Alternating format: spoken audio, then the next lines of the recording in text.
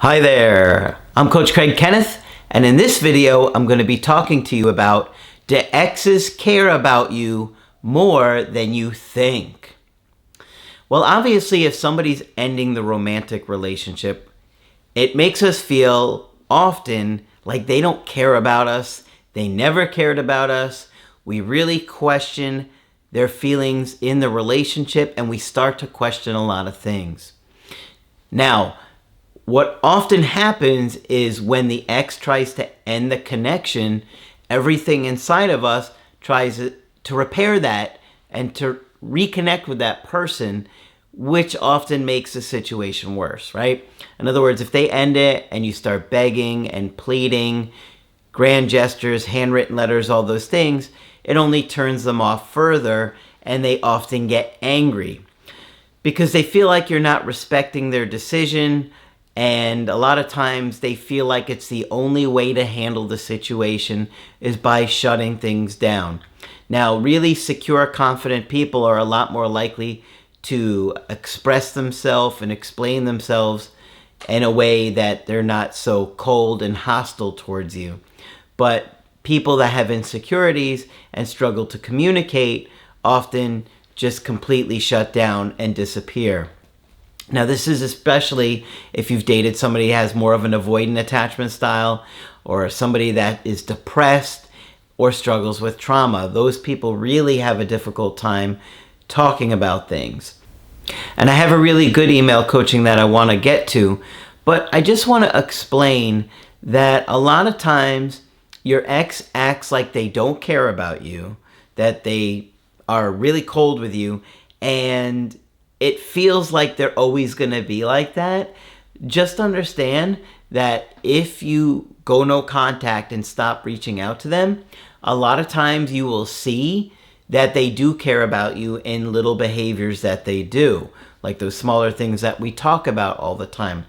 But the first thing that has to happen is you have to stop pressuring them and you have to allow space. And that means not reaching out to them.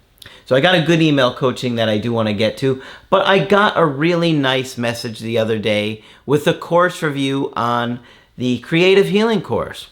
And so now what I often do is I'll post like nice comments and testimonies, but I'll do that on my Instagram and I screenshot stuff so you can see that it's authentic and comes from people. A lot of times you can see the actual place that it was on a video or on an Instagram comment where you can see that it's from a real authentic person, right? Because I know testimonies, a lot of times you feel like they're not authentic. But everything that we post and share is authentic, and we try to show that, like what I'm telling you with the Instagram. I have a whole story that shows testimonies for you guys. This is a quick one, but I wanted to share it because I am very proud of the Creative Healing course and all the work that me and Victoria and Margaret put into it. It took us about a year to do that course. And we did this when we were stuck in COVID, or stuck at home during COVID, so we had a lot of time to pour into it. So they said, to everyone reading this, the workbooks and the course are changing my life. I've been watching this channel for 4.5 years now. And let me tell you that doing the workbooks and the course is pretty different than quote unquote only listening to the videos. The information sticks by answering the reflective questions. Awareness is the first step of personal growth, which the workbooks and the course give you tons of. Keep in mind that you have to do the work also, and they put that in bold caps. Quote unquote only listening to the videos and quote unquote only doing the activities won't do the work alone. You have to implement these things in everyday life also. Like Coach Craig says pretty much in every other video. I highly recommend getting started on the course and or the workbooks. They are worth every penny you invest in.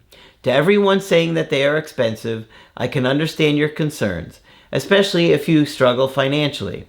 But you are learning skills that are there for life. And they put that in bold caps again. I needed around 6 months to complete workbooks 1 through 10, and I was working consistently on them. That's what I'm telling you guys. Those workbooks, they're no joke. There's 94 videos, I believe. I always forget if it's 94 or 97. But it's like 594 pages. That's for the workbooks alone. And the course is much bigger than the workbooks. Trust me, you definitely get your money's worth. And even more than that, if you are motivated, do it now. Don't wait around until you get hurt again. Don't do the same mistakes I did. Now, I'm doing the real work, and I am the best version of myself I've ever been. I am beyond thankful for this channel. I am beyond thankful for Craig, Victoria, and Margaret. May this beautiful soul rest in peace. I am beyond thankful for the workbooks and the course. So thank you so much for those incredibly kind words. And I cannot tell you how proud I am of the workbooks and the course and all the work that we do.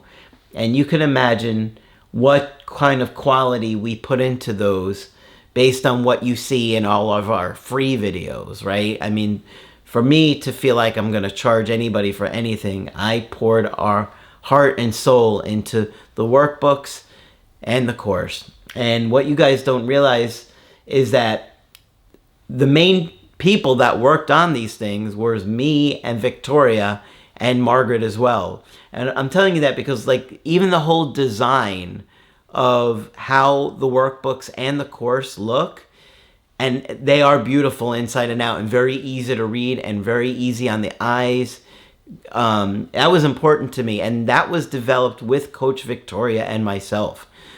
We didn't send it off. We had people help work on creating it for technical aspects, but 99% of the work was done by the three of us. But he's in the military, and she's in her mid-30s. Now, they were dating from summer of 2021 until the end of 2022. They both have 2 kids each. And they both shared a lot of the same values and interests and lifestyle. She said they were getting along great. Family was getting along great. All the kids were getting along great. Attraction, intimacy, everything was great. And he had been divorced for a while, over 5 years. And she's been divorced for several years because her ex cheated and left her and married somebody else.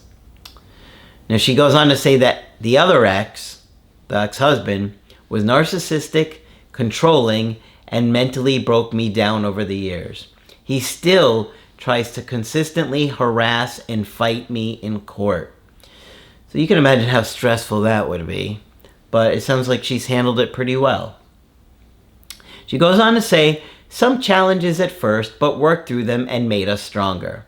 He was always so supportive. Always there for me through everything, especially my ex and what he was putting me and my kids through.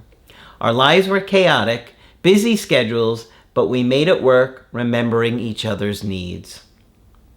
Thanksgiving is when it changed. He became cold, distant, and didn't want to talk about any of it. What's going on? You're going to see this is interesting. Saying he had lots going on, and I'm reading into things. We spent Thanksgiving together, but only contact after was me reaching out, trying to connect and get answers, but we just argued. This went on until Christmas. He would say things like, if I wanted to break up, I would. It's not you, it's me. I'm battling things I'm not going to talk about. I'm unhappy and don't want to share it with anyone. So what's going on there? It's all suspicious. If somebody said these things to you, you'd be like, what is going on with this person? And you're desperately trying to figure it out because everything was great up until that point. Then all of a sudden, he's backed away. He's telling you all these things. And for me, when I read it, I read this email, Coach, I'm thinking, no, I don't think this is another person involved. Could be, but I suspect something else is going on. Fortunately, we find out. She says, I tried giving space, Small supportive reach outs, nothing worked. I know I drove him nuts, being needy and pushy. And I really don't blame her in this situation, because when things are going great and they'd been together for a while, and all of a sudden he backs away like this, it's like, what is happening here? What's going on with this person? Did something happen? You feel like something deeper is going on, but you don't know what it is with them, and you're just trying to find out and show that you're there for them. She says, I was hurt, frustrated, and confused. I knew he was stressed, but wasn't the person I knew anymore. Eventually, he explained. Here we go. This is, in my opinion, a huge part of this. Official orders to deploy. The mission was big, saying he might not even survive. So, think about this. We have a guy, he's in his mid-40s. He's got 2 kids, he's happy in his relationship, and now he's got to be deployed for a mission that is so big, that's all we really know, is that it's big, that he's scared he's not going to survive. He's thinking he's not going to survive. So, it's no wonder this guy's stressed out. I mean, imagine being in his shoes and thinking you have this pending mission and you might not make it back. The thing that I couldn't help thinking over and over again as I was doing this coaching is, this guy is trying to break up with her, not because he doesn't care, but in his mind, he's thinking, if I don't make it, it will make it easier for her if I've broken up with her first. That's what I think he's thinking. That he wants to end it because he thinks if he dies in combat for whatever reason, it will be easier for her. Because he didn't say he wanted to break up. He kept telling her he didn't. So I think that's what's going on here. Let me go on. He said he couldn't do it anymore. Doesn't have the mental bandwidth. Broke up with me over the phone. I asked him to stop by and talk. He did, of course. I begged and pleaded. Only upset him more. I was angry how selfish I became, overwhelmed trying to understand. Now it's too late. He said this wasn't easy for him either, and of course I meant something to him, but this was for the best. You see, to me, we got a guy here that's ending it because he feels scared. I mean, I do think he's overwhelmed. I do think he's stressed out. And I do think the idea of being in a relationship is a lot. But ultimately, I think this is because what looms ahead, what's looming ahead for him. I asked for another chance. Said he would think about it, but needed time and it would help if I don't reach out. At first, I'd go a few days, then reach out. He would respond, then stress the need for time and space, saying I'm not hearing him. And I do agree, she wasn't hearing him. She was so anxious over the situation and trying to reconnect and understand, she was not respecting that.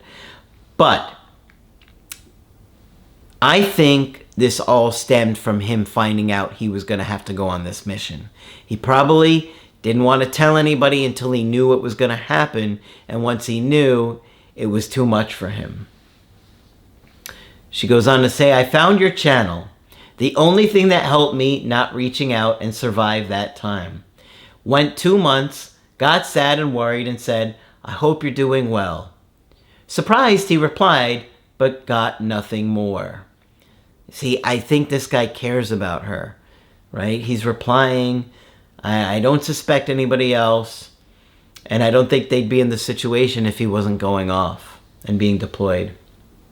What's tough, if he's depressed, I worry and want him to know I'm here and haven't given up on him, but want to respect the one need he has. I'm worried he won't reach out, especially before he deploys. I'm afraid something will happen, then have regrets. Well, I mean, you have made repeated efforts to show him that you care and be there for him. So I don't think you have anything to regret here. I don't think you should beat yourself up for trying to repair this and reconnect. Now, this is what I mean when I say every situation is different, right? We have a different situation here.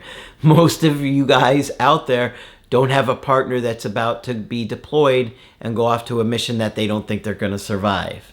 Okay? So keep all that in mind when I'm giving all of this advice. The second chance isn't feeling so hopeful anymore. I'm confused. I'm not sure what to believe anymore. He said it's no one else, just wanted to be alone. I still worry there is someone else.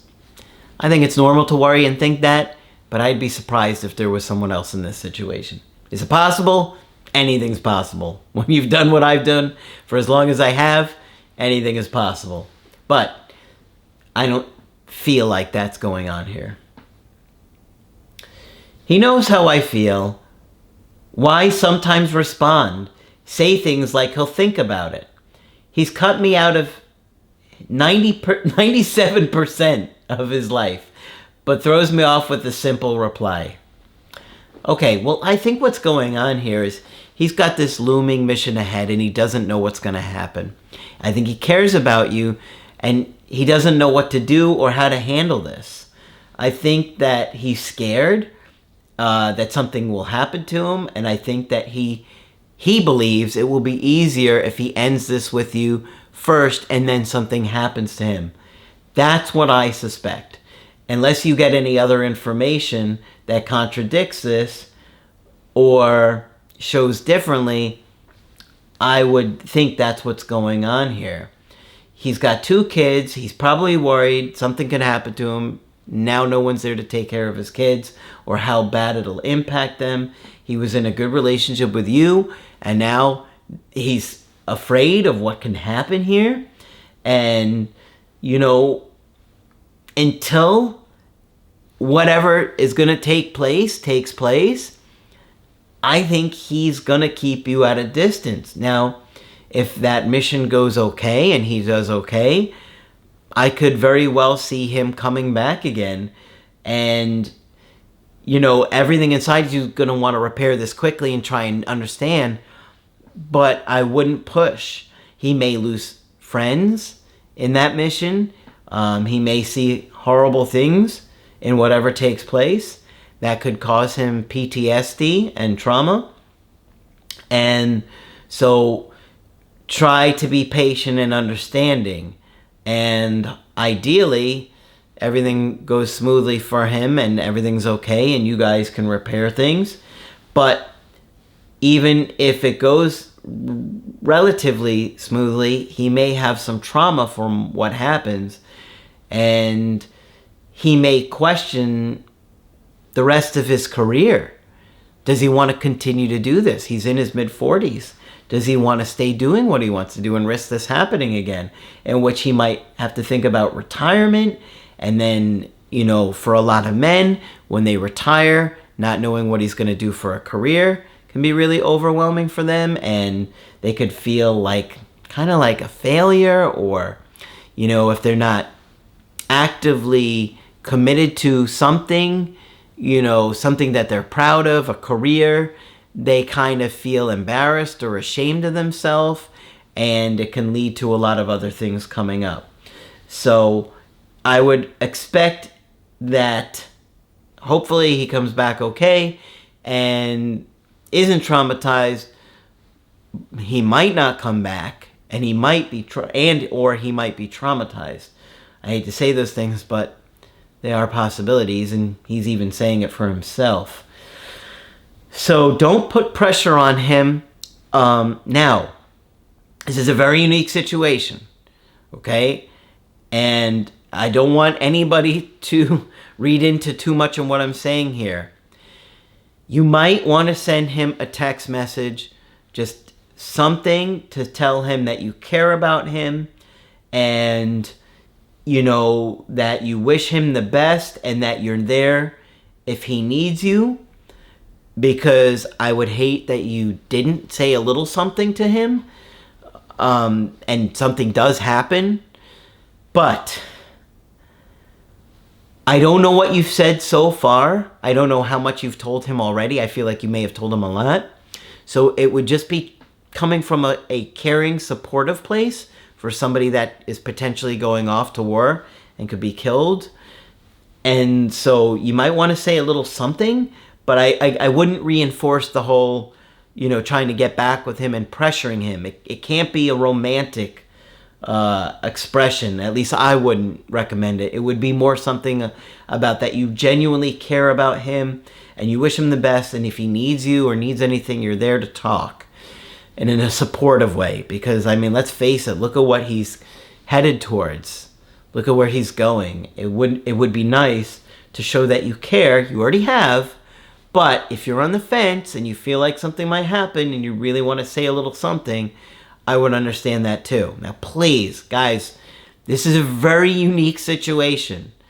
99.9% of you do not have a partner that is going off to war on a big mission that at even this late in their career, they're afraid they might not make it. Okay, so this is very unique to that. Okay, I don't want you thinking, oh, well, they may never talk to their ex again, and so I might not either. No, this is different. Okay, this is very unique. That's why I say every situation is different and every breakup is different. But I do think he really cares about this woman, and I think this has been a lot for him. Yes, he could be handling it better and communicating with you better, but I think that he's secretly doing this because he thinks it's going to be easier for you. That's what I have a hunch of. So, hopefully this video has been helpful to you. Of course, if you want to get my help personally, you could do that on my website, askcraig.net. I do email coaching and I do Skype. And of course, you can check out my workbooks or the Creative Healing course, only available on my website, askcraig.net. But that's it for this video. I'm Coach Craig Kenneth, and I will talk with you soon.